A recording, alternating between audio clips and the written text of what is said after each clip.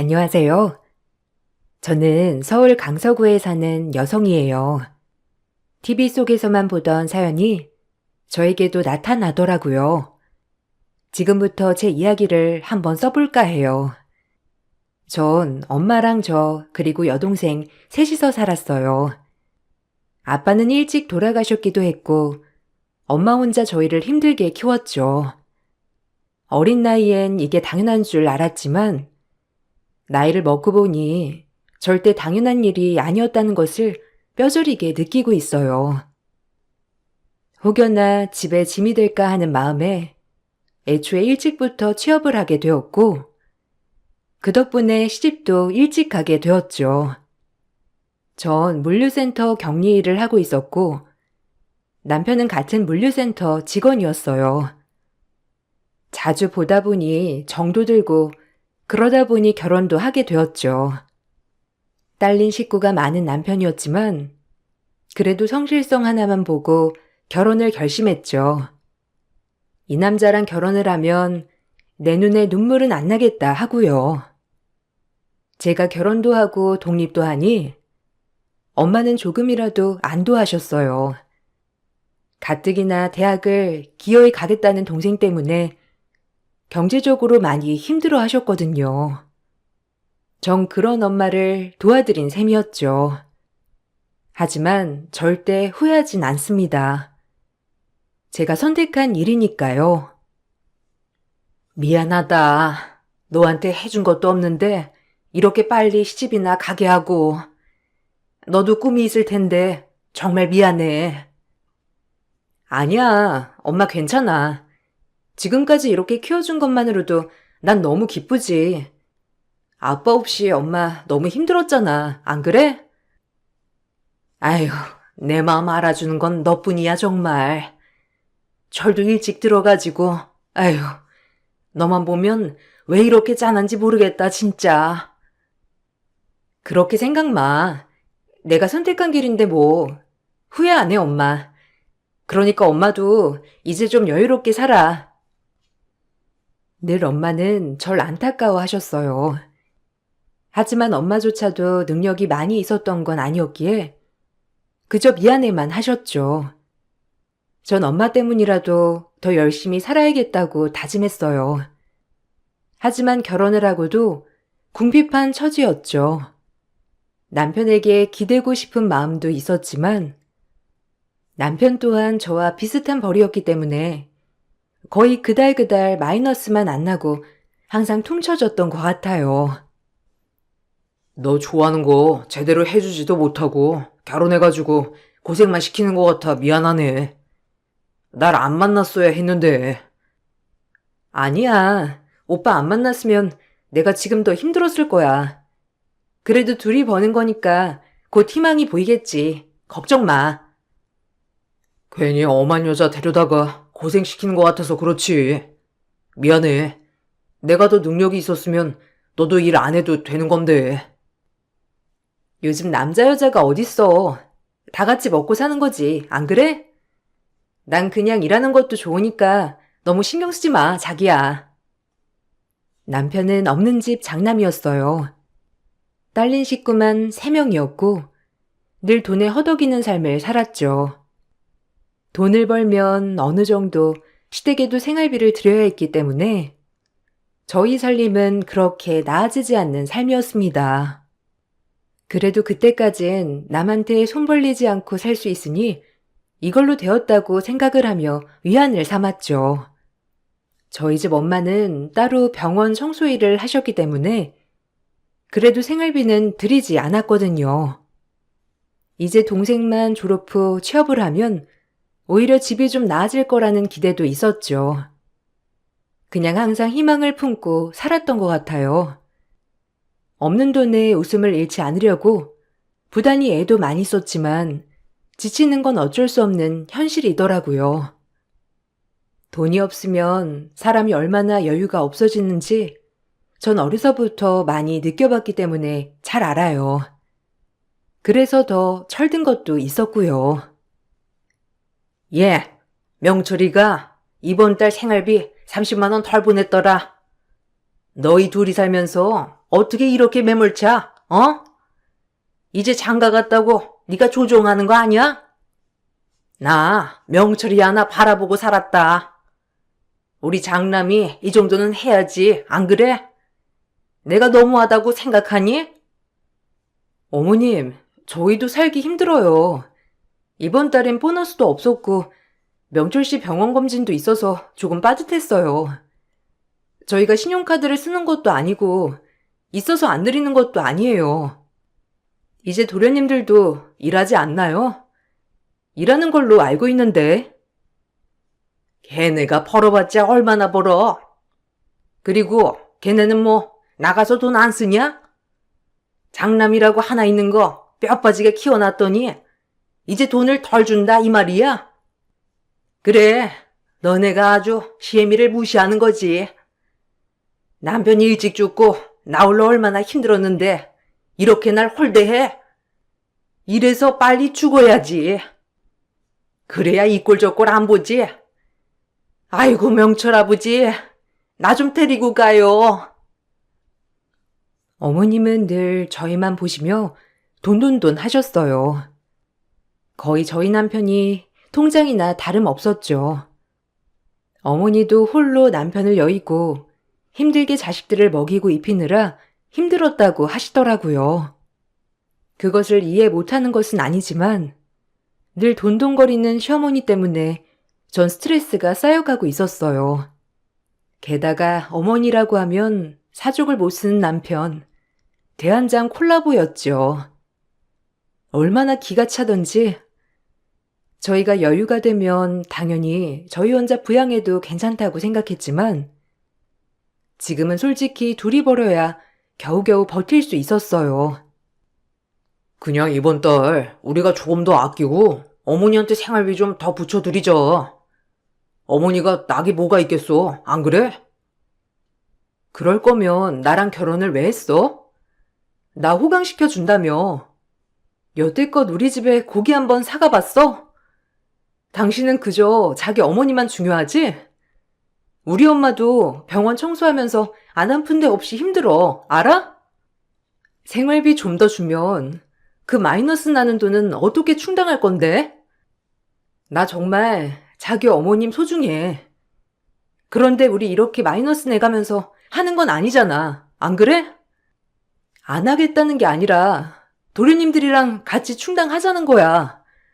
그게 맞는 것 같기도 하고 이번 일은 내 얘기 들어줬으면 좋겠어. 나도 정말 여유 있으면 이러지 않아, 자기야. 내가 대리운전이라도 뛰면 되잖아. 그렇게 너무 몰고 가지 마. 우리 엄마가 불쌍하지도 않냐? 가뜩이나 힘들어 하시는데.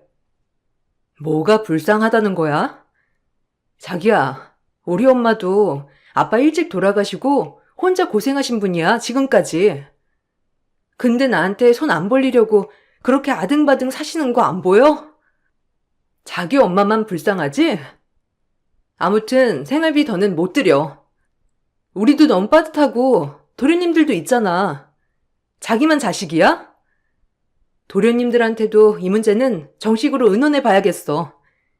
우리만 자식 아니잖아. 난 그렇게 생각해. 전 이 문제만큼은 칼이었어요. 남편 혼자 외동도 아니고 굳이 도련님들도 있는데 이렇게 남편만이 혼자 어머님을 부양한다는 게 제 상식으론 이해가 가지 않더라고요. 그래서 도련님들을 불러다가 얘기를 했어요. 다들 이제 사회생활을 하는 사람들이었으니까요. 하지만 도련님들은 내켜하지 않더라고요. 이제 본인들 밥벌이는 다 하는 걸로 알고 있는데도 불구하고 말이죠. 어이가 없었어요. 이제 우리 형제들 각자 얼마씩 해서 한 달에 어머님 생활비 드리는 걸로 해요. 저희 쪽만 부담하기에 솔직히 버겁네요. 에이, 형수. 우리가 벌어봤자 얼마나 번다고. 형이 더 많이 벌잖아요. 저희는 기껏해야 반값 내고 나면 생활비 정도인데 이것마저 엄마한테 드리면 진짜 밥도 못 먹어요. 사회초년생이 무슨 힘이 있나요? 당분간 저희는 빼주세요. 좀 더 벌면 그때 할게요. 그러게요, 진짜. 저희가 뭐 있는데 안 하는 것도 아니고 없어서 그런 건데 당분간만 이해해 주세요, 형수님. 네? 도련님들은 사회 초년생이란 이유로 어머님에게 생활비를 드리는 게 버겁다고 하더라고요. 솔직히 마음속에서 쌍욕이 나왔지만 애써 침착하고 우아하게 말하려고 노력했어요. 남편에게도 이런 일이 계속되면 정말 힘들 것 같다고 얘기를 했기 때문에 남편도 어느 정도 저를 돕는 신용을 하더라고요. 남편마저 강경하게 나오니 도련님들은 그제야 수긍하는 듯 했죠. 그래도 10도 어렵냐? 너희들은 10씩 해서 20 정도만 보태줘 그럼. 난 하던 대로 할게. 엄마가 힘들어 하셔서 그래. 아휴, 진짜 핸드폰비에 교통비에 밥비 하면 빠듯한데. 알겠어 뭐. 형이 힘들다는데 뭐 어쩔 수 없지. 알겠어요 형수님. 그렇게 시동생들에게 겨우 얻은 게 도합 20만 원이었어요. 그래도 20만 원이라도 저희 쪽에서 덜 드려도 된다는 생각에 조금은 마음이 놓였죠.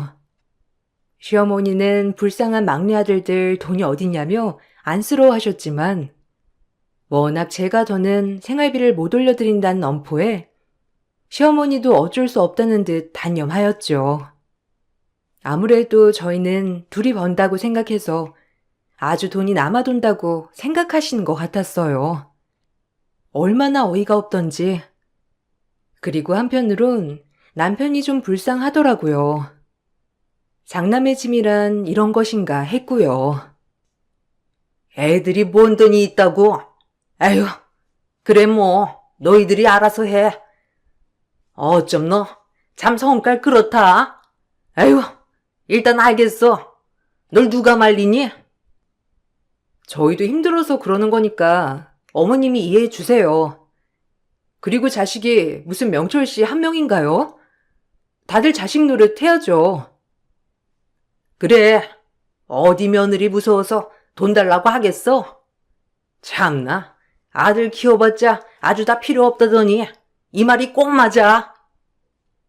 어머니, 그래봤자 어머님한테 한 달에 저희가 드리는 생활비 150만 원이에요. 제 월급이 210만 원이고요. 너무하세요 정말. 자기 엄마 고생만 했다며 저에게 결혼 전 생활비를 꼭 드려야 한다고 했던 말들을 전 지키려고 노력했어요. 형편은 힘들지만 그래도 늙으신 노모 일 한 번 안 하게 해드리려고 거의 제 월급에 가까운 돈을 다 드린 셈이나 마찬가지였죠. 하지만 시어머니는 이것 또한 부족하다고 하셨어요. 그런 부분이 어이가 없었고 어쩔 땐 화도 났지만 내 어머니다 생각하며 참았습니다. 그렇게 생활비 20만 원이란 돈을 사수하고 전 이 돈마저도 신이 났어요. 그 정도로 하루하루가 힘든 생활이었죠. 이제 조금 긍정적으로만 생각해보던 찰나 저희 친정 어머니에게 큰일이 닥쳤어요. 그렇게 이제 본인만을 위해서 살면 된다고 했던 찰나 엄마는 간암이라는 중병을 얻고 말았죠. 보험들 여유조차 없었던 엄마에게는 수술비와 약값이 너무 큰 타격이었어요. 어쩌니? 이제 그냥 죽어야지. 내가 어떻게 돈도 없는데 하필 내가 암에 걸려. 미안하다 정말. 해준 것도 없이. 아니야 엄마. 내가 어떻게든 해볼게. 그러니까 수술 받고 항암도 받자. 돈은 어떻게든 구하면 돼. 나 모아놓은 돈도 있고. 엄마 건강이 중요하지. 지금 돈 걱정할래? 그런 말 하지 말고 몸 상태나 신경 써. 알겠지? 나 엄마 아픈 거 진짜 싫단 말이야. 저도 앞이 캄캄했어요. 당장 모아놓은 돈도 돈이지만 계속되는 항암 치료에 약값까지 정말 눈앞이 캄캄하더라고요. 그리고 이 세상 모든 것들에게 다 원망스럽더라고요. 왜 하필 우리에게 이런 일이 일어났나 싶으면서 정말 속상했죠. 그래도 부부라고 전 남편에게 이런 사실을 얘기하며 같이 어떻게 하면 좋을지 얘기를 해야겠다고 생각했어요. 하지만 돌아오는 대답은 냉혹했죠. 전 그동안 제가 시어머니에게 정말 잘했다고 생각을 했기 때문에 남편이 이럴 줄은 몰랐어요. 뒤통수를 세게 맞는 듯 했죠. 엄마, 어떡하지?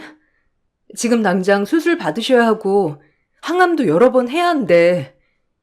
약값도 약값이고 자기 혹시 돈 좀 있어? 내가 돈이 어딨어. 나 궁핍한 거 당신이 제일 잘 알잖아. 그리고 장모님은 그 연세에 지금까지 모아놓은 돈도 없대. 뭐? 혼자 힘으로 자식들 키우면서 돈을 어떻게 모아? 가뜩이나 민지는 졸업도 안 했는데 뻔히 알면서 그래? 아휴, 모르겠다. 솔직히 민폐지. 없이 살수록 건강을 잘 챙겨야 했는데 그동안 검진 한번 안 받고 뭐 하셨대? 아, 진짜 말 막하네. 우리 엄마가 돈이 많았으면 검진 안 했겠어? 같이 없이 사는 처지에 말을 꼭 그딴 식으로 해야 해? 당신 진짜 정 떨어진다. 이제 알겠어. 난 그냥 너네 집 생활비나 보태주는 사람이었지? 너네 엄마가 아팠어 봐. 나한테 돈 안 달라고 했겠어? 진짜 웃긴다. 민폐라고? 너네 엄마 아프면 내가 똑같이 얘기해줄게. 알겠어? 됐다. 내가 뭘 바래. 그리고 그동안 내가 어머님한테 줬던 돈 생각해봐. 난 왜 헌신했니 그럼? 진짜 부질없다. 이제 돈 못 들여 더 이상. 전 진짜 믿는 도끼에 발등 찍히는 기분이었어요. 그딴 식으로 말하는 남편을 보고 있자니 남편은 철저히 남의 편이더라고요. 그리고 이 일이 있고 나서 얼마 후 남편이 시어머니에게 무슨 소리를 했는지 저에게 전화가 와 막말을 쏟아내시더라고요. 예, 명철이한테 얘기 들었어. 너희 엄마 암 걸렸다며? 아니 그래서 뭐 돈을 명철이 보고 해달라는 거야 뭐야? 네? 아니요. 돈 해달라고 한 적 없고요. 남편으로서 그냥 의논을 했을 뿐이에요. 그리고 남편이니 당연히 금전적으로도 도움을 받을 수 있지 않을까 생각은 했고요. 제 말이 잘못된 건가요? 그것 때문에 아침 대바람부터 전화하신 거예요? 그래. 내가 어제 잠을 못 잤어 아주. 아니 네 엄마 아픈 걸 가지고 왜 명철이 보고 어쩌라고 말하는 거야? 가뜩이나 애 얼마나 심란하겠어. 안 그래? 너 아주 웃긴다. 이러려고 결혼했지? 뜯어먹으려고 해도 유분수지. 너희 집 일 너희가 알아서 해. 어머니, 너무하시네요. 저 지금껏 어머니 생활비 드리면서 한 번도 명철씨 보고 너네 엄마라고 한 적 없어요. 당연히 제 어머니라고 생각해서 힘들지만 어떻게 해서든지 생활비를 드리려고 했고요. 그런데 지금 저희 집 일은 저보고 알아서 하라고요? 아니, 결혼을 했으면 출가 외인이지. 왜 이런 얘기를 하냐고? 막말로 팔자가 그거밖에 안 되나 보지. 안 그래? 아유, 기막혀. 매달 생활비는 꼬박꼬박 보내라. 너네 엄마 아픈 건 아픈 거고 나 줬던 건 주라고. 알겠어? 아니 너네 엄마는 왜 이렇게 민폐야? 여러 군데.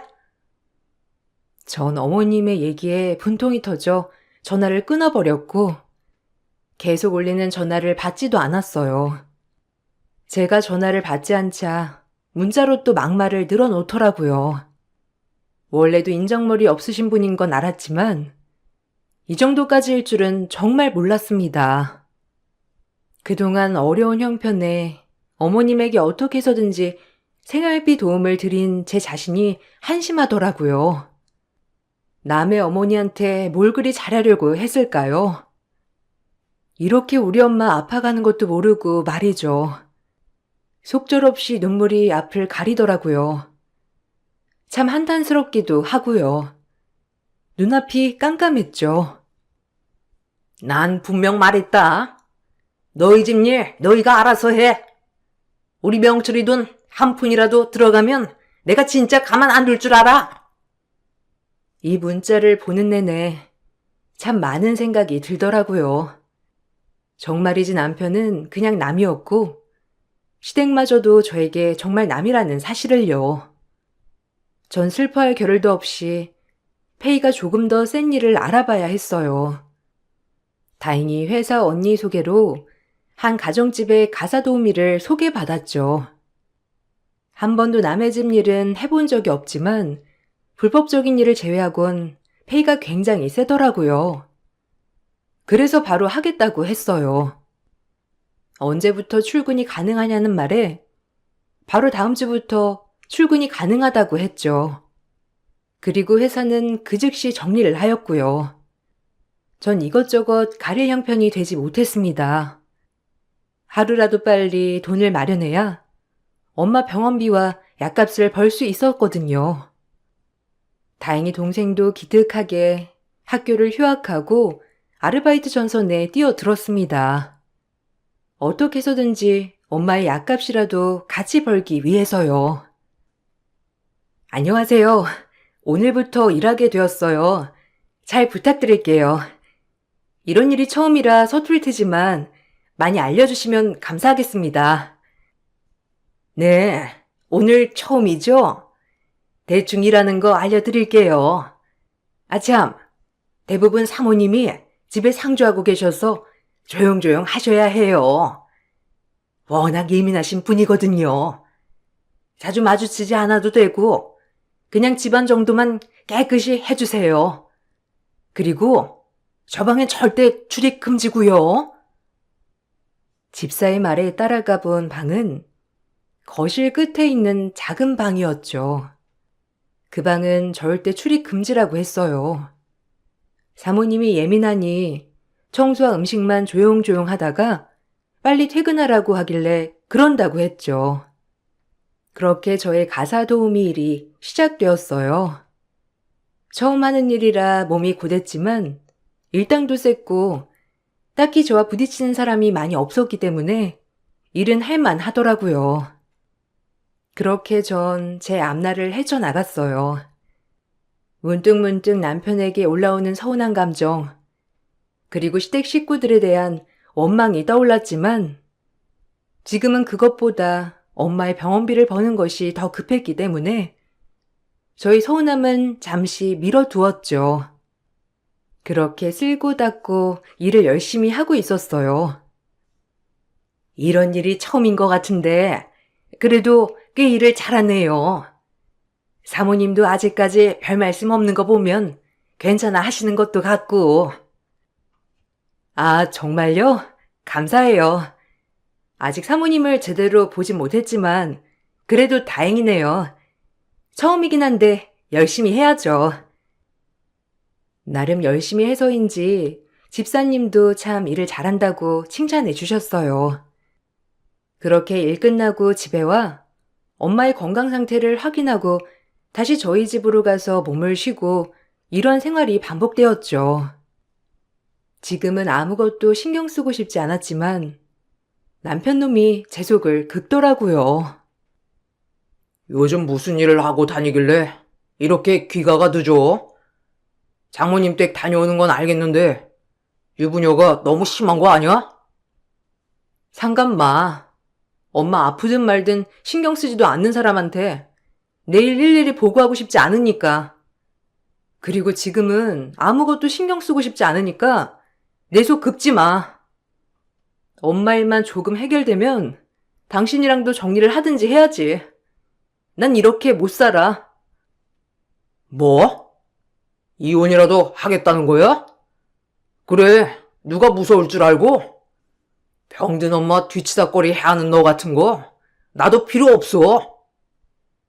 꽤 오랜만에 남편과 대화를 한 것 같은데 참 또다시 상처를 주더군요. 얼마나 마음이 무너지는지 하지만 굳게 마음을 다잡았어요. 내가 지금 이럴 때가 아니라고 생각을 했거든요. 일단 엄마는 급한 수술을 마치셨고 항암을 준비하고 계셨죠. 중간중간 제가 전화를 받지 않자 시어머니는 코빼기도 비추지 않는다며 문자 폭언을 멈추지 않았지만 무조건 무시했어요. 다행히 제가 모아놓은 돈과 엄마가 조금 모아놓은 돈으로 수술비를 충당하였고 이제 어마어마한 약값과 항암 치료값을 벌기 위해 전 무조건적으로 뛰어야 했어요. 그래도 엄마에게는 마음 편하라고 늘 웃어 보이며 말했죠. 엄마는 몸만 신경 써야 했으니까요. 저 집사님, 오늘은 주방 쪽 청소하면서 이것저것 밑반찬 만들어 놓으려고 하는데 괜찮을까요? 너무 창거리가 없어서.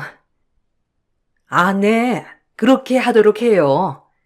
너무 시끌벅적하기만 안 하시면 되니까 적당히 준비하시고 오늘 그거 마치면 퇴근하세요. 간단하게 음식 반찬거리들 좀 하고 주방을 치우고 이제 퇴근하려던 그때 사모님께서 큰 소리로 절 불러 세우셨습니다. 그리고 사모님 입에서 나온 말은 절 기함하게 했죠. 정말 세상 태어나서 이런 모욕은 처음이었고 황당하더라고요. 이봐요. 거기에 좀 서볼래요? 냉장고에 분명히 창조림이 있었는데 그쪽 부엌에 들락달락 한 뒤로 없어졌네요. 네? 그 말씀은 제가 장조림을 가져가기라도 했다는 거예요? 아, 오해하신 것 같은데. 오히려 반찬 해놓고 지금 치우고 가는 중이었어요. 그걸 내가 어떻게 믿지? CCTV가 부엌에만 따로 달린 것도 아니고 나야말로 어이가 없네. 이봐요. 얼른 내놓고 나가요. 무슨 소리세요? 절 지금 도둑 취급하시는 거예요? 저는 진짜 아니에요. 제가 왜 장조림을 훔쳐서 나가나요? 뭐가 좋다고? 그야 나도 모르지. 그쪽 같은 부류와 엮어본 적이 없으니까. 말로 하려 했는데 이 사람 말이 안 통하네. 얼른 내놓으라니까. 그 순간 사모님은 제 팔을 잡아당기시고 가방을 끌어내리셨고 그러는 바람에 긴 팔에 감춰져 있던 제 손목이 드러나게 되었죠. 제 손목엔 어렸을 때 기억도 안 나는 화상 자국이 있었어요. 그 화상 자국을 보자 사모님은 놀란 눈을 하고 본인의 화상 자국을 저에게 대조해 보셨죠. 그러고 나서 바닥에 주저앉으며 엉엉 울면서 말하더라고요. 그 뒤의 이야기가 저에겐 더 충격적이었어요. 혹시 나이가 어떻게 되나요? 그 화상 자국 기억나요? 아니, 나 기억 안 나요? 내가 아무래도 당신 엄마 같은데. 네? 엄마라뇨. 아, 죄송합니다.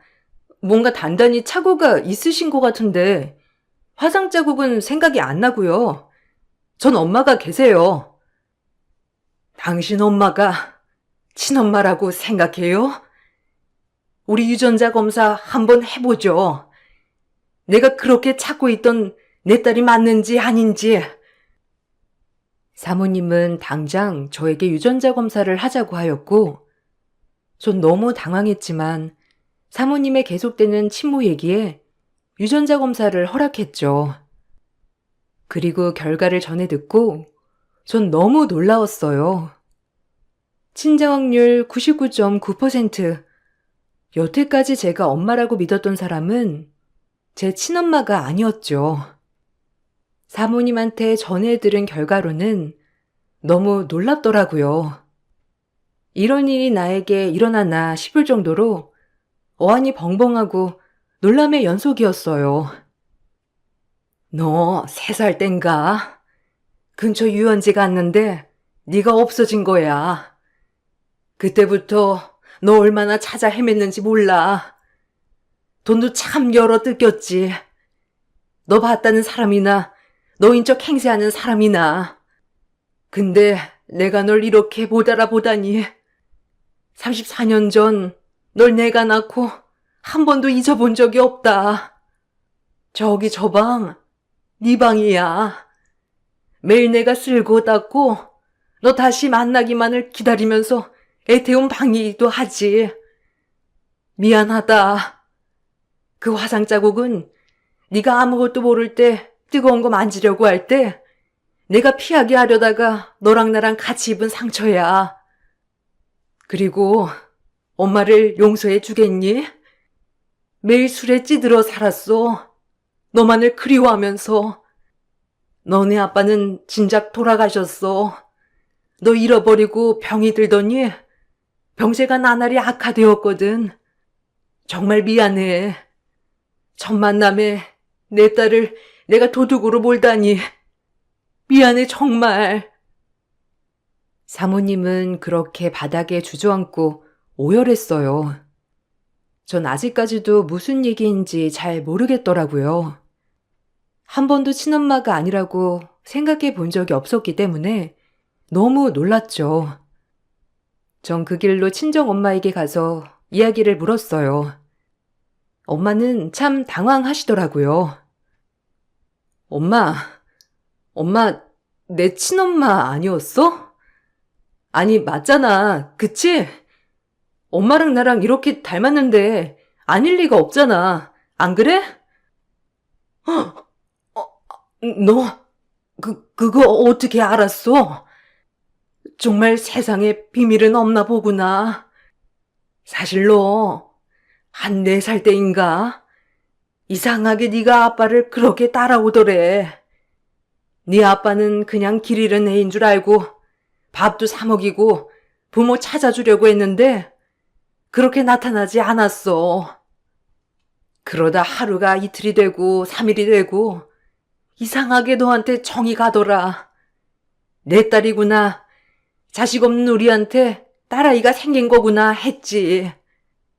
그렇게 널 걷어서 키운 거야. 이상하게 널 키우니까 바로 애가 들어선 거 있지? 그게 바로 네 동생이고. 아휴, 미안해 정말. 엄마가 미리 말했어야 했는데 그래도 한 번도 널 내 딸 아니라고 생각해 본 적이 없다. 넌 우리 집 들어오는 순간 무조건 내 딸이었어. 엄마의 이야기를 듣자 눈물이 주르륵 나왔습니다. 그 정도로 저를 걷어주신 부모님은 절 친자식 그 이상으로 대해주셨거든요. 그리고 절 잃어버린 친엄마가 참 불쌍했죠. 자식 하나 잃어버리고 그 넓은 집에서 혼자 멍하니 그렇게 예민해져만 갔던 거죠. 그 와중에 저를 그리워하는 방은 항상 쓸고 닦고 늘 깨끗했어요. 그때 그 시절이 기억이 잘 안 나지만 제가 좋아하는 것들 그대로라고 하더라고요. 인형, 레이스 원피스, 액세서리 등등 하나도 버리지 않고 늘 닦고 그리워하셨다고 합니다. 감사합니다. 저희 딸 이렇게 예쁘게 키워주셔서 감사해요. 정말 제가 무슨 말씀을 드려야 할지 지금 이제 여한이 없어요. 아니에요. 제가 감사하죠. 전 늘 부족했어요. 공주처럼 살 수 있었던 것을 괜히 저희 집에 들어와서 늘 돈에 허덕이게 만들었어요. 지금도 마찬가지고요. 전 정말 도움이 하나도 되지 않던 엄마입니다. 지금이라도 우리 딸 행복하게 해주세요. 부탁드려요. 친엄마와 엄마의 말에 눈물이 주르륵 흘렀죠. 친엄마는 저희 집 사정을 알고는 지금의 엄마 병원비와 약값을 모조리 다 대주셨어요.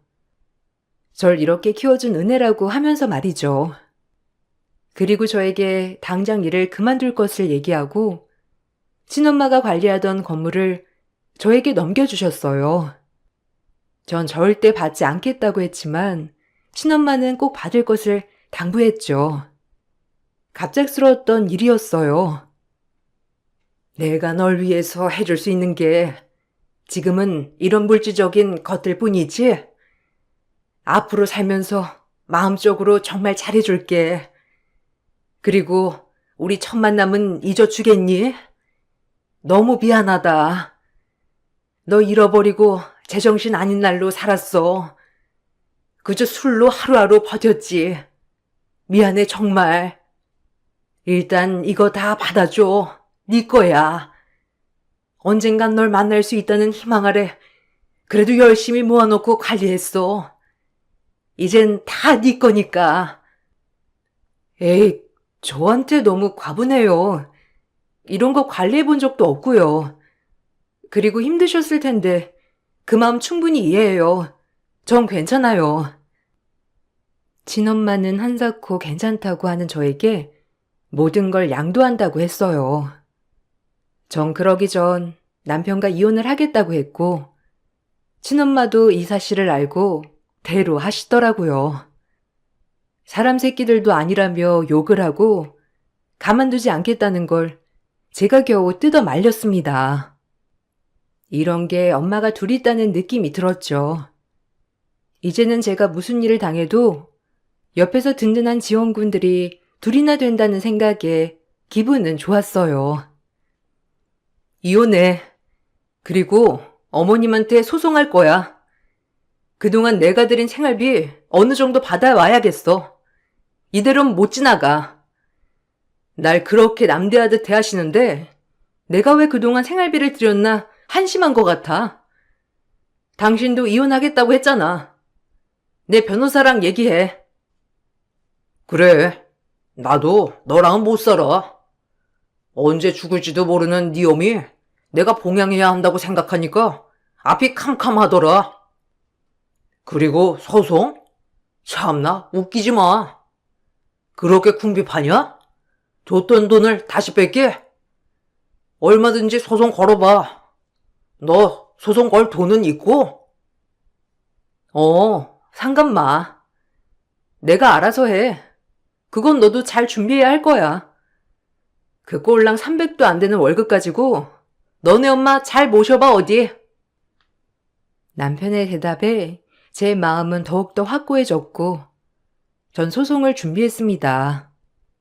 그동안 시어머니에게 드린 생활비는 무조건 제 통장으로 빠져나갔기 때문에 어느 정도 위자료는 챙길 수 있었어요. 남편과 이혼을 하고 위자료를 받게 되자 시어머니와 남편은 또 저에게 쌍욕을 하더라고요. 시어머니는 그렇다 쳐도 제가 선택한 남편이 정말 이런 사람이었나 생각이 들더라고요. 돈에는 장사 없다더니 말이죠. 뭐? 준 돈을 다시 토했네? 이 천하의 나쁜 년 같으니라고. 너도 네 어미처럼 빨리 병 걸려서 돼져버려라. 아주 나쁜 년. 참나 어이가 없어서 원. 몸이 꾸디가 이러는지 전혀 상상도 안 가지만 그래 구질구질한 데서 빨리 헤어나오길 잘했지. 이제 다신 보지 말자. 그리고 무슨 일이 있어도 연락 마. 아줌마. 엄마 지금 수술 아주 잘 돼서 쾌차하고 있으니 악담 사절려. 그리고 심보나 그렇게 쓰지 마요. 없던 병도 걸릴라. 이제 그 집구석 아등바등 잘 살아봐. 지긋지긋한 구제불능 인간들 같으니라고. 전 자리를 박차고 나왔고 몇 주가 흘러 남편은 제가 상속녀가 됐다는 것을 친한 회사 언니에게 듣고 저에게 연락을 해오더라고요. 그렇게 쌍욕하던 시어머니도 마찬가지로요. 아무래도 돈밖에 몰랐던 시어머니는 절 놓친 걸 더 안타까워 하셨죠. 얼마나 가증스럽던지 오히려 이 사실을 알게 된 게 정말 통쾌했죠. 이렇게 돈 앞에 간사한 인간이었다니 생각이 들더라고요. 너 친엄마 따로 계시다며? 민희 씨한테 들었어. 아니 왜 말을 안 했어? 진작 말해주지. 우리 만나서 얘기하자. 누구세요? 차단할 거니까 연락하지 마. 목소리 왜 저래? 이제서야 기어 들어가는 척이야. 당신이 정말 이런 사람일지 몰랐어. 제가 이 말을 하자마자 시어머니가 가로채서 전화를 받더니 애걸복걸을 하시더라고요. 빨리 죽으라는 둥 폭언은 온데간데 없고요. 그렇게 돈에 있어서는 강약약 강인 사람들이었죠. 오히려 통쾌하고 속이 시원하더라고요. 이미 이혼을 마친 상태라서 더 그렇고요. 예, 미안하다. 나 때문에 그러니? 내가 너 하풀릴 때까지 연락 안 할 테니 우리 명철이한테 한 번만 기회를 줘, 어? 아줌마, 명철이고 나발이고 전 다 싫어요. 그 집구석. 빨리 법원에서 판결 나온 위자료 집행이나 이행하세요. 아줌마 욕심이 이 화를 부른 거야. 알아? 그렇게 돈 없는 친정엄마 구박하며 악담을 하더니 돈 많은 친정엄마 생겼다니까 이제서야 알랑방귀? 애 없을 때 이혼하길 잘했지. 당신이랑 조금이라도 피로 연결되어 있는 거 끔찍하거든. 하여튼 밑바닥 잘 봤수다. 그럼 이만. 전 매몰차게 전화를 끊어버렸죠. 그리고 지금은 시간이 좀 지난 상태예요. 친정엄마는 무사히 항암을 마치셔서 추적 관찰 중에 있고요. 전 친정엄마와 친엄마 사이를 오가며 지내고 있죠. 친정엄마도 절 키워주신 소중한 엄마니까요. 저 역시 이렇게 얼떨떨할 수 있는지 생각이 들지만 오히려 지금은 엄마가 2명이니 천군만마를 얻은 것 같이 기쁩니다. 친엄마는 저한테 뭐가 그렇게 미안한 게 많은지 매번 잘해주시려고만 하시고요. 다행히 친엄마는 술도 끊으시고 이제 쾌활하게 지내려고 노력하세요. 그런 엄마들을 보고 있으니 저까지 마음이 참 뿌듯하더라고요. 지금 이제 제 소망은 저희 가족 아프지 않고 건강하게 이 시기를 잘 보내서 행복하게 지내는 거 딱 하나 소망하는 거랍니다. 여러분들도 건강 잘 챙기세요. 건강이 보약이더라고요. 제 글 읽어주셔서 너무 감사드리고 이만 글을 마치겠습니다. 안녕하세요. 저는 결혼 17년 차 주부입니다. 요즘 주변을 봐도 돈이 인생의 전부라 생각하는 사람들이 많더라고요. 그러다 보니 다른 것보다 돈을 벌기 위해서는 수단과 방법을 가리지 않는 사람들도 정말 많아졌죠. 사회적으로 이렇게 변하는 게 자연스럽다고 생각하면서 씁쓸함이란 어쩔 수 없는 것 같네요. 이번에 저희 집에 있었던 일 때문에도 참 고민이 많은데요. 제 사연 한번 들어주시겠어요? 저에게는 동서가 한 명 있어요. 저와 비슷하게 결혼을 해서 동서는 결혼 15년 차랍니다. 결혼을 하고 나서 저는 17년을 전업주부로 생활했지만 동서는 쭉 맞벌이를 했거든요. 아이들도 키우면서 맞벌이를 한 동서가 정말 대단하다고 생각을 했는데 동서는 저를 굉장히 한심하게 생각을 했어요. 형님은 일할 생각 없으세요? 아니, 이제 애도 고등학교 들어갔겠다. 좀 여유롭지 않은가 싶어가지고요. 솔직히 아주버니 월급만으로는 좀 빠듯하지 않아요? 아무리 딸이 공부 잘해서 학원 안 다닌다고 해도 고등학교 들어가서는 또 다르다던데.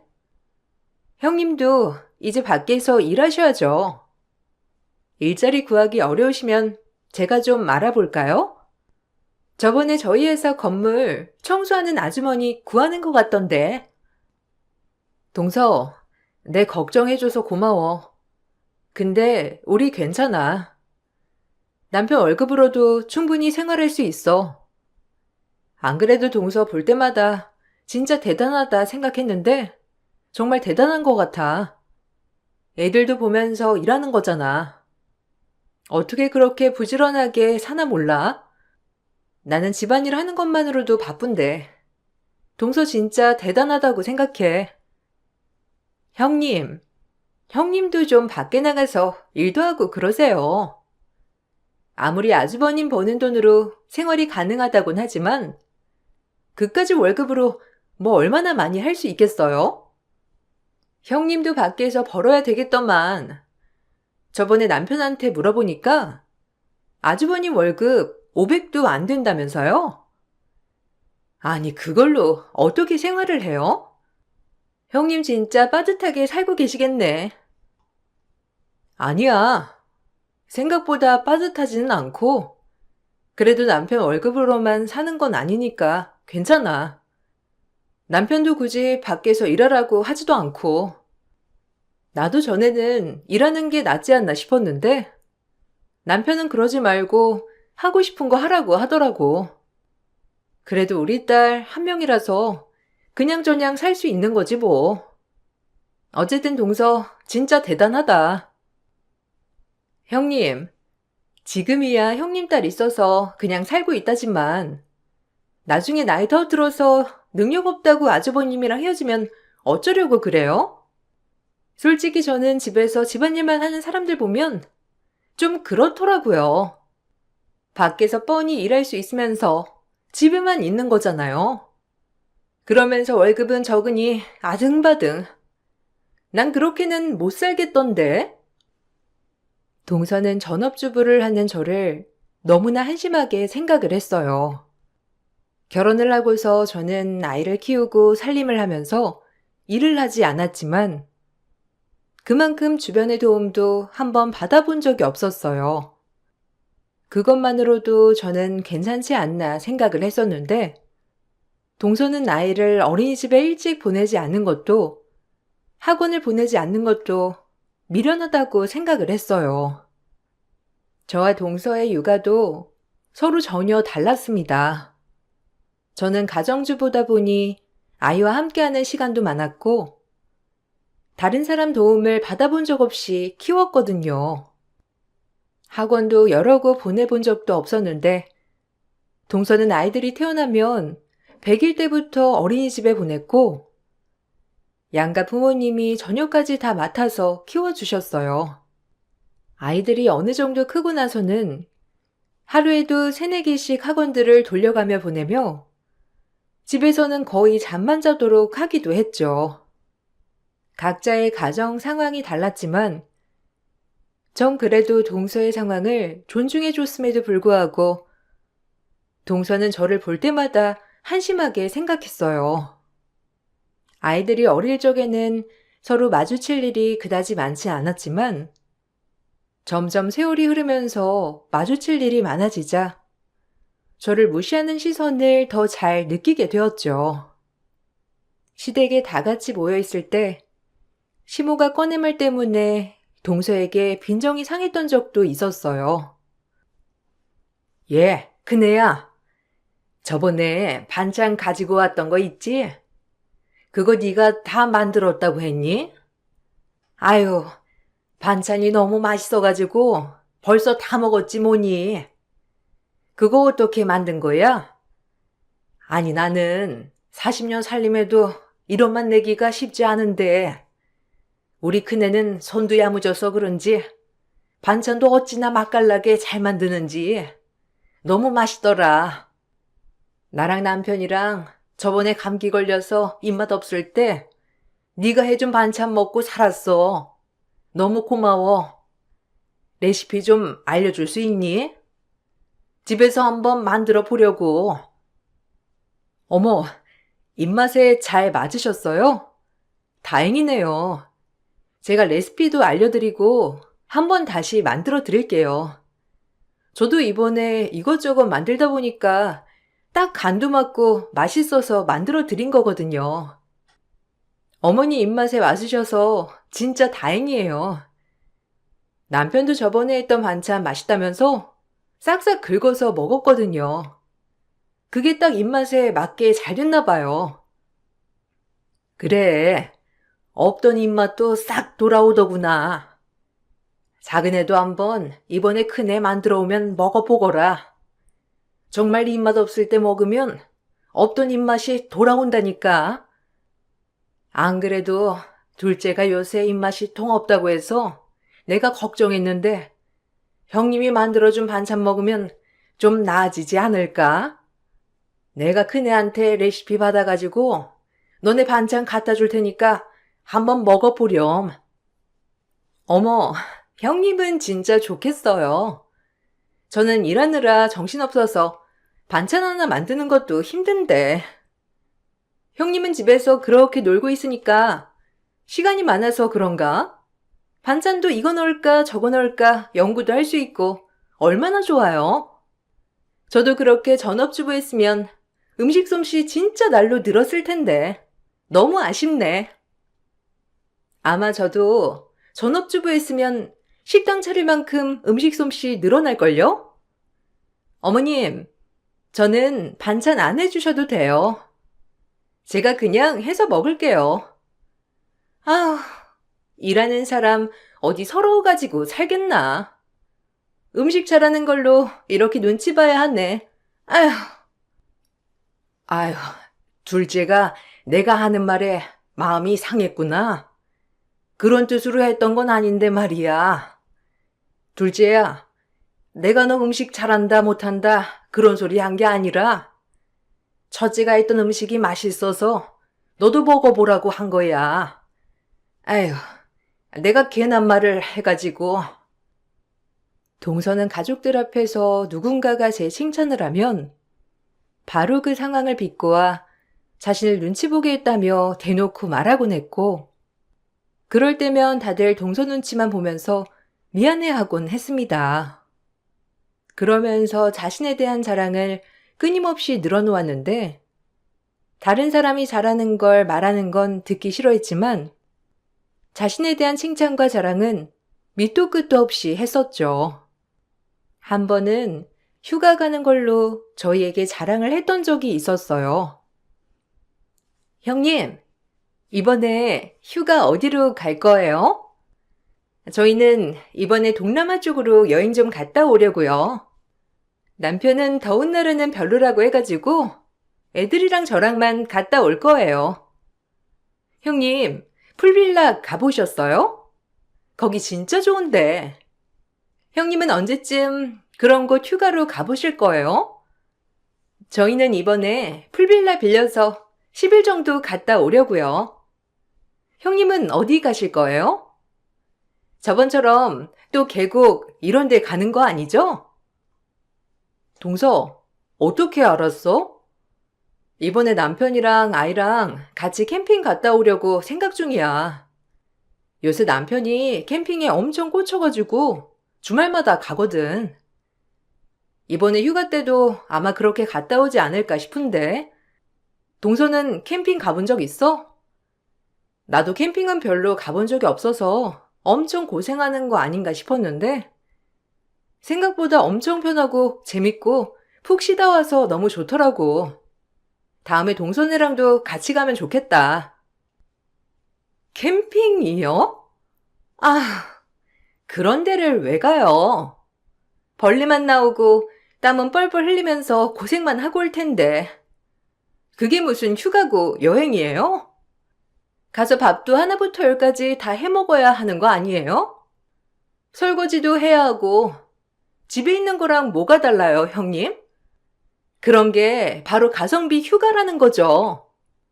남자들 다 똑같아요. 그런 곳 가면 형님만 바쁘게 움직이지 아주버님이라고 뭐 하겠어요? 저희 집 남편이랑 똑같을 텐데. 저희 남편도 더운 곳은 딱 질색이라서 동남아도 안 가겠다는 사람인데 아주버님이라고 뭐 다르겠어요? 아니야. 생각보다 밖에 가서는 직접 하나부터 열까지 싹 다 해줘서 나는 편하게 말 그대로 쉬다가 와. 나는 아무것도 안 하고 쉬게 해주고 다 알아서 싹 다 하더라고. 음식도 남편이 훨씬 더 잘하고 나는 그냥 앉아서 쉬다가 온다니까. 남편은 그런 게 재미있다고 하더라. 나랑 아이랑 편하게 쉬고 자기가 해준 음식 먹이고 오는 게 너무 재밌대. 형님, 그 말을 믿어요? 다른 데 가면 돈 써야 되니까 아주버님이 그렇게 하시는가 보네. 형님도 저희한테까지 그렇게 말할 필요 없어요. 가시면 형님도 이리 뛰고 저리 뛰고 정신 없으실 텐데 왜 자꾸 포장하려고 애쓰세요? 아휴, 우리 형님. 언제쯤이면 여유롭게 해외여행 한번 가시나? 다음 휴가 때는 돈 조금이라도 모아서 해외여행 좀 갔다 오세요. 휴가지를 말할 때도 해외여행을 가는 동사보다 캠핑 가는 저희는 가성비 여행이라고 말하곤 했어요. 저희도 해외여행을 안 가는 건 아니었지만 해외여행을 가더라도 저희가 가는 지역은 무조건 싸게 가성비로 가는 지역이라 말하곤 했었죠. 처음에는 저도 동서가 하는 말을 신경 쓰지 않았는데 어느 순간부터 동서는 제가 하는 무엇이든 다 무시하기 일쑤였어요. 저와 동서가 서로 다르듯이 한배에서 나왔던 남편과 시동생도 성격 자체가 워낙 달랐고 남편은 좀 섬세하면서 유한 성격이었지만 시동생은 와일드하면서 남자다운 성격이었죠. 그러다 보니 시댁에서도 대하는 태도가 달랐는데 특히나 남편은 시댁에서도 저를 챙기느라 바빴어요. 남편이 시댁에서도 자꾸 저를 챙기다 보니 어느 날부터는 동서가 그 모습이 연극 같다면서 말을 하기 시작하더라고요. 아주버님은 아직도 형님이랑 연애하시는가 보다.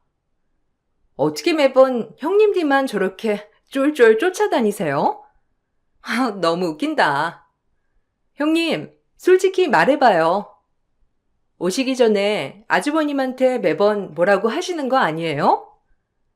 아니, 한두 번도 아니고 매번 저렇게 형님 뒤만 쫄쫄 쫓아다니면서 챙기니까 너무 웃겨서 그러는데 형님이 저러라고 시킨 거 아니에요?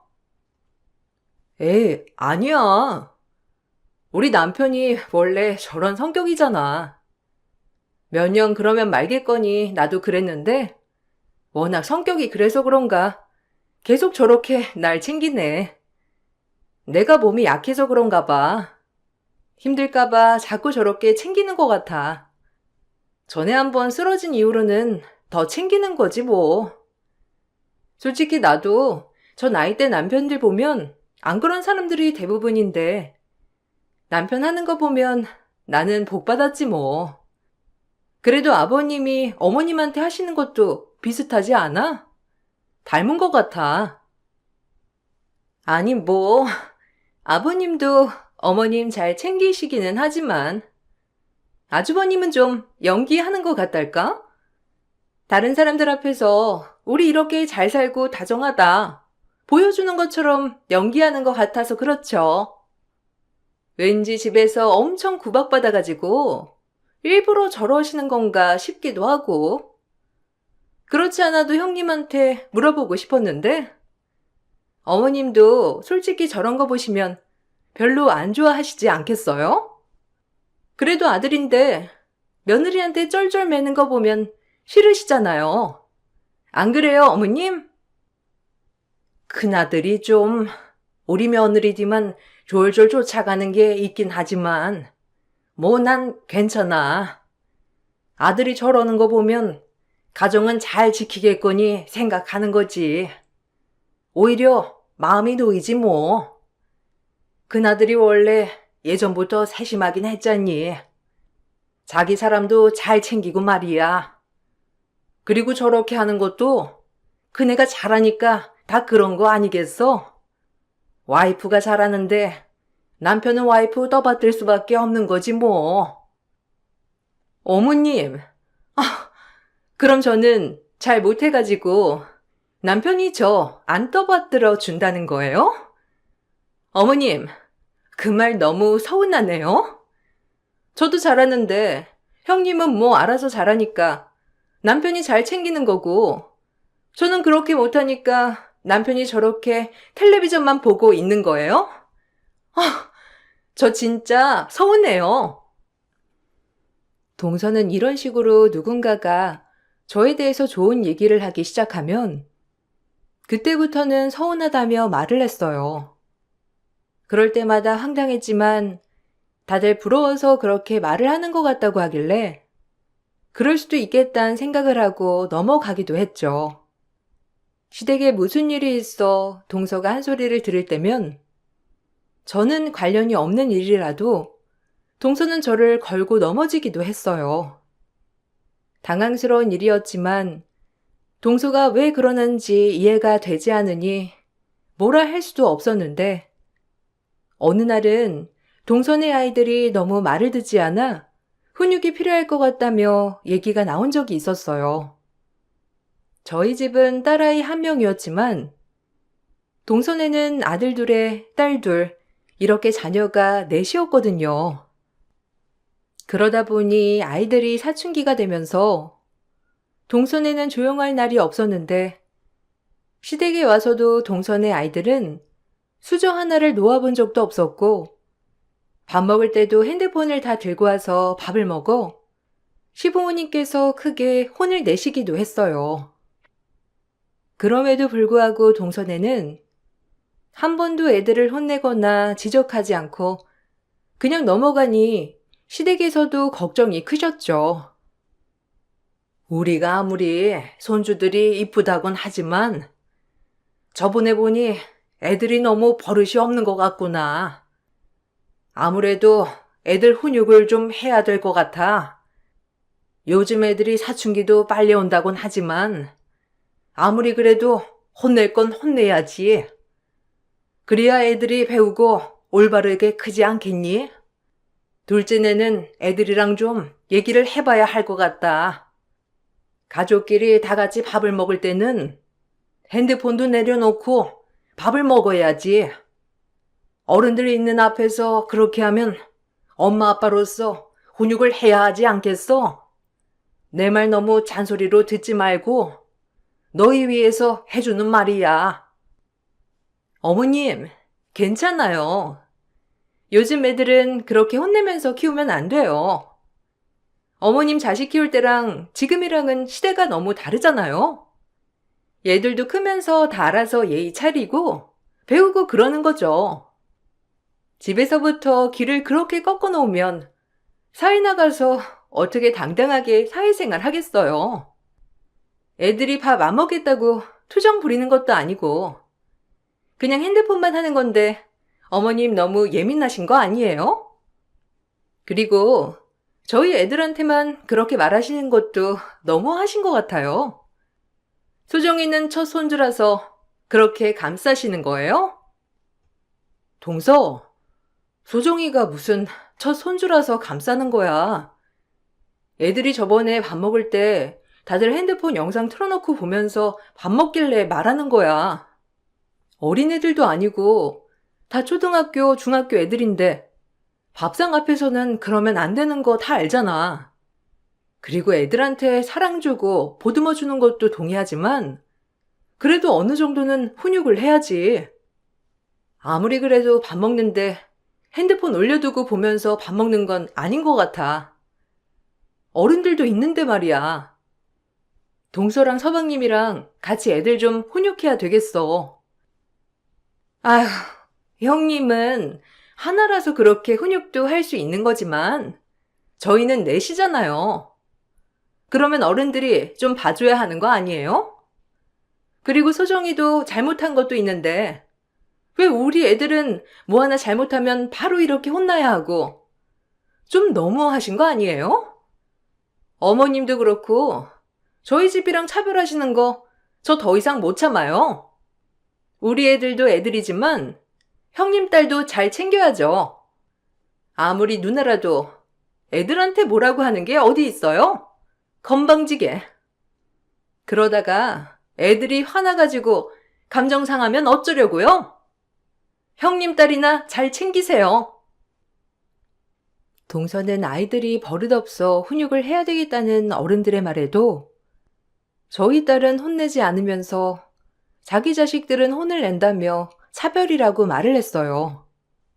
차별을 한다며 울며 불며 화내는 동서 앞에 대고 애들이 버릇이 없어 그런다고 얘기도 할 수 없고 다들 난감해 했었죠.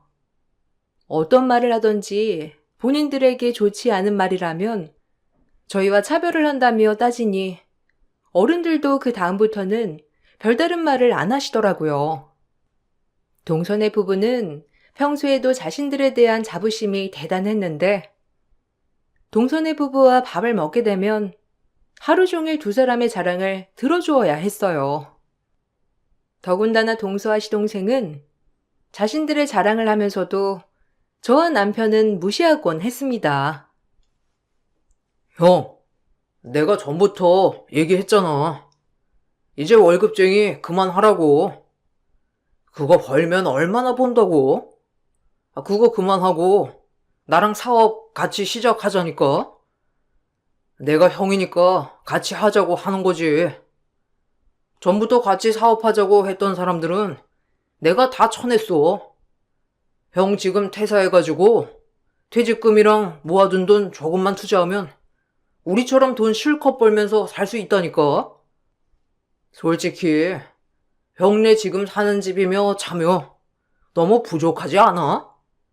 내가 형 보기 안타까워서 그래. 우리도 경제적으로 여유로우니까 애도 넷이나 낳을 수 있었던 거지.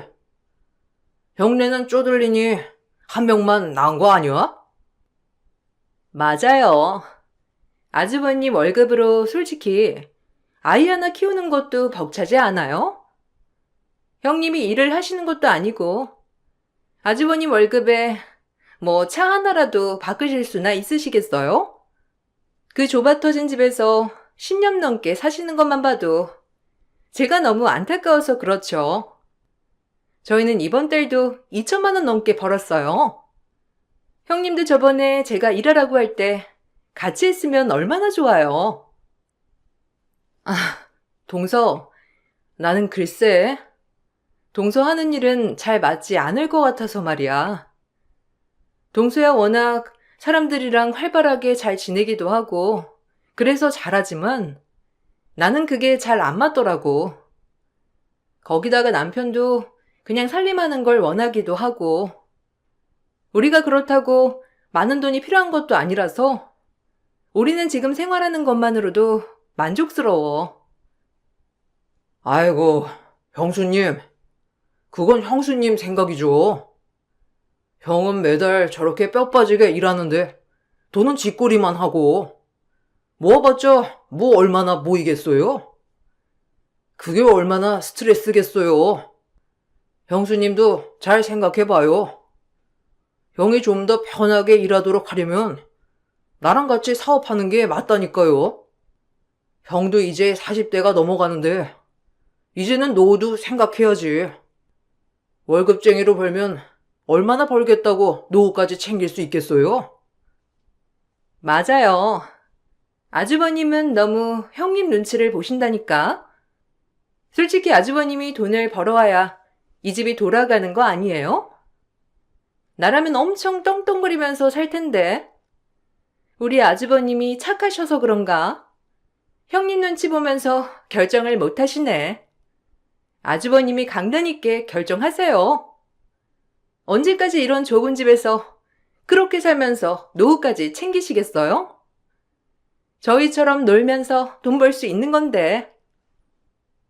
시동생은 계속해서 남편이 직장을 그만두고 퇴직금으로 같이 사업을 하기를 원했고 동서 역시 매번 남편이 같이 사업을 하길 추천했어요.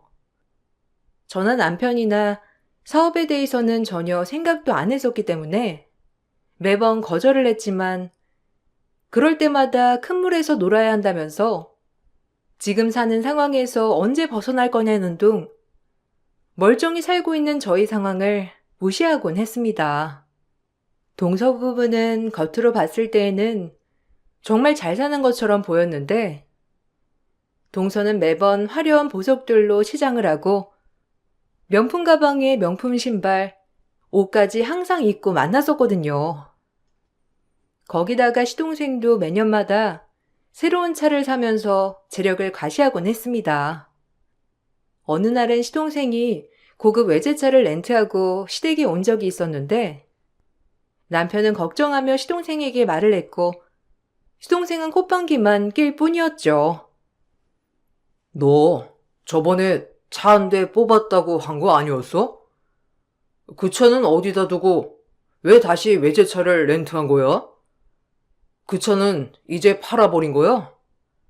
저번에도 차 뽑은 지 1년도 안 돼서 새 차 산 거였잖아. 이번에는 갑자기 왜 바꾸는 건데? 아, 이거? 이거 그냥 사업상 필요해서 렌트한 거야. 그 차 집에 잘 있어.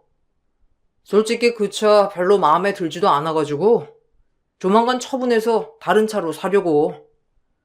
이건 사업하면서 쓰려고 렌트한 거야. 솔직히 요즘은 사업하면서 보이는 것도 중요하거든. 이렇게 좋은 차 타고 딱 사업 설명하러 가면 사람들 시선이 얼마나 다른지 알아? 그래서 사업용으로 하나 렌트했어. 뭐? 아니, 차 산 지 얼마나 됐다고 또 렌트를 해? 맞아. 네 말도 맞는데 사업할 때 보여지는 게 다는 아니잖아. 너희 이렇게 해서 다 감당돼? 네가 알아서 생각하면서 하겠지만 너무 걱정이다. 저번에도 너 사업자금 융통 안 돼서 급하게 빌렸던 적도 있었는데 이런 식으로 자꾸 써버리면 그게 감당이 되겠냐고. 아이고, 형이나 걱정해. 10년 넘은 똥차 아직까지도 끌고 다니는 사람들이 어디 있다고 그래? 가난한 거 티내는 것도 아니고 말이야. 형 월급에 솔직히 저 정도 굴리는 것도 감지덕지 해야 하는 거는 나도 알고 있는데 그래도 내 걱정하지 말고 형 걱정이나 해. 이참에 형수님도 좀 밖에서 일 좀 하라고 하고 형도 그 월급쟁이 그만두고 사업 나랑 같이 하자니까 그러네. 동서 부부의 재력 과시는 이걸로 끝나지 않았고 얼마 후에는 100평대로 이사를 가게 되었는데 이사를 하기 전 시댁 식구들이 전부 모인 자리에서도 역시나 저희를 무시하며 자신들의 재력을 과시했어요. 동서, 이사 가니까 진짜 마음은 편하겠다. 안 그래도 애들 방 하나씩 주고 싶었다면서 말했잖아. 이번에 가는 집은 방도 하나씩 줄 수 있으니까 애들도 엄청 좋아하겠네. 동서도 편하겠어. 전에 살던 집보다 훨씬 더 큰 평수 아니야? 이사 준비는 잘 돼가고 있어? 이사짐 싸는 것도 만만치 않던데. 나중에 정리할 거 생각하면 머리 아프겠다. 에이, 요즘 누가 내 손 쓰고 이사해요? 다 업체 맡기지. 없는 사람들이나 이사로 골머리 아프지. 저는 아플 것도 없어요. 열심히 일한 보람이 또 여기서 오는 거죠. 원래 저희가 매매하려고 했는데 부동산 값이 다 거품이라서 좀 더 기다리고 사려고요. 그래서 전세로 가게 된 건데 잘 구한 것 같아요. 그나저나 형님네는 그 좁은 집에서 언제 이사 가시려고요? 우리? 아, 우리야. 이 집에서 평생 살아야지 어딜 가. 우리는 식구들도 셋뿐이라서 더 큰 집 가는 건 너무 욕심인 것 같아. 청소도 그렇고. 우리는 딱 20평대가 맞지 뭐. 청소하는 것도 그렇지만 어차피 딸도 졸업하고 나서는 대학 가고 독립도 할 텐데 더 큰 집에 가서 뭐 하겠어. 아, 형님. 그냥 솔직하게 말하세요. 형님네는 박봉이라서 100평은 그림의 떡이죠? 우리야 이런 집 그냥 살 수도 있는 거지만 형님네는 솔직히 이렇게 전세 사는 것도 힘드시잖아요. 형보다 나은 아우 없다고 하는데 저희 집은 딱 반대네요. 그래도 저희 보면서 대리만족이라도 하세요. 비아냥대는 동서의 말을 가만히 듣고 있던 남편은 갑자기 폭소를 했어요. 저는 그런 남편을 옆에서 말렸지만 남편은 계속해서 웃음을 참지 못했고 그런 모습의 동서는 어리둥절한 표정이었어요. 영문을 몰라 하는 동서를 보고서는 남편이 사실을 말해준다며 말을 했어요. 재수씨, 제가 재수씨, 우리 앞에서 하는 말, 그래, 어려서 그럴 수 있지라고 생각하려고 했는데요. 아니, 해도 너무 해서요. 이제는 도저히 못 참겠어서 하는 말인데요. 아직 제대로 모르는 모양인데, 여기 우리 아내 건물이에요. 몰랐어요? 건물주 이름도 제대로 확인 안 하고 들어온 거예요. 안 그래도 여기 들어오기로 했단 말 듣고서는 놀랬는데, 진짜 몰랐나 보네요. 재수씨 우리 와이프 그렇게 능력 없는 사람 아니에요. 건물도 몇 채나 돼서 내가 모시고 사는 건데, 그것도 전혀 몰랐었나 봐요. 네? 그게 도대체 무슨 소리 하시는 거예요? 언제부터, 아니, 여기 건물주 이름 형님 이름이 아닌데요? 건물주 성함이 김수정이에요. 형님 이름 아니잖아요. 왜 거짓말 하시는 거예요? 아니, 전부터 제가 물어보고 싶은 말이 그거예요. 아주버님이고 형님이고 배 아프시면 배 아프다고 솔직하게 말로 하시면 되는데 왜 거짓말 하시는 거예요? 당신 이번에 개명한 거 재수씨한테 말 안 했어? 와, 이참에 다 사실대로 말해야 되겠네. 재수씨, 이제 어쩌려고 그래요? 동생이야도 재수씨 질투한다고 이것저것 말하지 말라고 신신당부하길래 내가 지금껏 참긴 했는데 진짜 너무해서 하는 말인데요. 우리 집에서 아마 제일 돈 많은 사람 우리 와이프일걸요? 잘 사는 집 딸내미랑 결혼한 게 나고 아마 재수씨네보다 우리 와이프가 제일 잘 살 거예요. 거짓말 좀 하지 마세요. 그렇게 잘 사는데 왜 집도 그런 집에서 살고 차도 10년은 더 넘은 차 끌고 다니시는 건데요? 형님, 명품 가방도 하나 없으시고 10,000원짜리 티 입고 다니시잖아요. 그렇게 하고 다니는데 무슨 잘 사는 집 딸이라는 건데요? 아주버님이 뭔가 착각하고 계시는 거 아니세요? 재수씨가 진짜 뭘 모르고 있네요. 원래 잘 사는 집에서는 그런 거 안 따지는 거 몰라요? 그냥 자기 마음에 드는 거 입고 다니고 타고 다니는 건데요. 아유, 우리 재수씨 배 아파서 어떻게 해요? 백평집도 그거 우리 와이프 건데 이제 불편해서 어떻게 살려고 그렇게 했어요. 사실 전 잘 사는 집 딸이었어요. 그렇지만 부모님께서 자수성가를 하셨던 상황이라 건물도 몇 채 가지고 계셨지만 검소하게 생활하셨고 그걸 티내며 살지 않았어요. 어릴 적부터 절약하는 습관이 있었고 그게 당연하다 보니 명품 가방이란 것도 없었고 소소하게 생활을 했던 것이었죠. 결혼하면서도 건물을 증여받았는데 그거에 대해서 저도 남편도 크게 생각은 하지 않았어요. 건물에서 나오는 비용은 전부 노후 자금으로 모아두거나 크게 돈을 써야 할 때만 썼을 뿐 그걸로 사치하며 살았던 적도 없었습니다. 남편네 집 역시 시부모님이며 남편도 모두 돈에 집착을 하시는 분들이 아니셨는데 시동생만이 인생에 중요한 것이 돈이라고 생각을 했었고 시동생이 만난 동서도 생각이 똑같았을 뿐이었어요.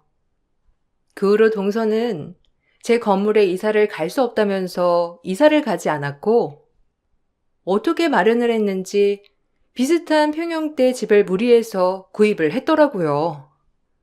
자신들을 기만한 것이라면서 그 이후로는 저희가 연락을 해도 받지도 않았죠. 그래도 잘 지내는 것처럼 보여 다행이라 생각을 했었고 그때까지만 하더라도 저희는 동서네가 정말로 금전적으로 여유가 있구나 싶었거든요. 그런데 얼마 지나지 않아 동서네는 결국 망하고 말았습니다. 알고 보니 시동생 사업은 이미 거의 망하기 직전이었던 상황이었어요. 계속 남편에게 자기랑 사업하자면서 꼬드겼던 것도 투자를 종용하기 위해서였고, 이미 투자를 받았던 것도 제대로 배상하지 못해 사업은 파탄 지경에 이르게 되었던 상황이었어요. 거기다가 물건을 판촉하며 사업을 하던 동서 역시 자기가 파는 물건들을 사재기하고서 실적을 올렸던 것이었고, 결국 나중에 사재기했던 것들이 터지면서 망하게 되었습니다. 뒤늦게 동서는 저에게 도와달라며 연락이 왔어요. 형님, 저 좀 도와주시면 안 돼요? 형님이 도와주실 수 있잖아요. 사업이 지금 잠깐 위기이긴 한데 저희 금방 극복할 수 있거든요. 지금 상황만 딱 벗어나면 다시 살릴 수 있는데 형님이 좀 도와주세요. 그간 잘 사는 거 저희한테 감쪽같이 숨기시고 계셨잖아요. 저희한테 미안한 거 있으실 텐데 한 번만 도와주시면 안 돼요?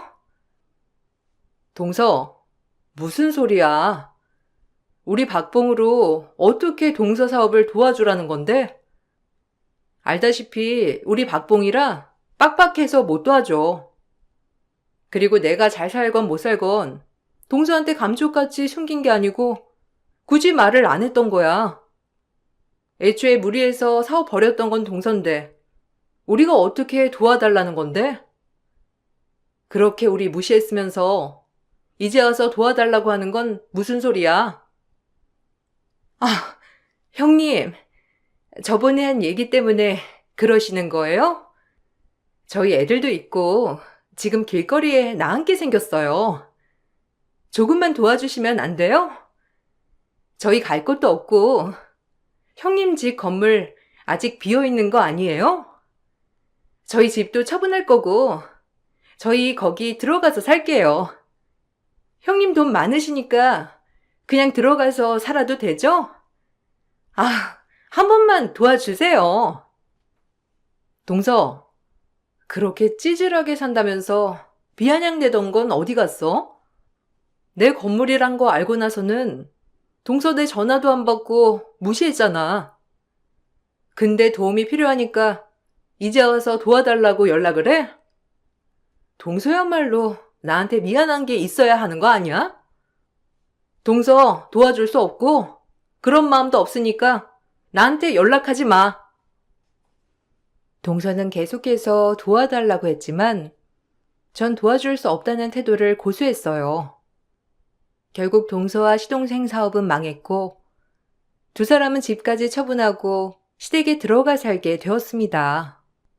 동서는 일반 직장에 격리로 취직을 했고 시동생 역시 공장에 취직을 해 다니고 있어요. 저녁이면 두 사람이 같이 투잡까지 뛰고 있다고 하는데 시부모님께서는 앞으로 더 고생하면서 정신 차려야 한다며 저한테는 일절 도와주지 말라고 신신당부를 하고 계세요. 그런데 요즘 동서며 시동생이며 계속해서 집만이라도 도와달라며 연락이 오고 있어 고민하고 있답니다. 이걸 도와준다면 동서와 시동생이 저에게 고마운 마음을 갖기는 할까요? 여러분의 생각은 어떠신가요? 요즘 참 많은 생각을 하고 있답니다. 정말로 돈이라는 게 뭔지, 사람을 한순간에 이렇게 바뀌게 하다니 놀랍기도 하고 무섭기도 하네요. 긴 사연 들어주셔서 감사합니다. 모두들 행복하시길 바랄게요.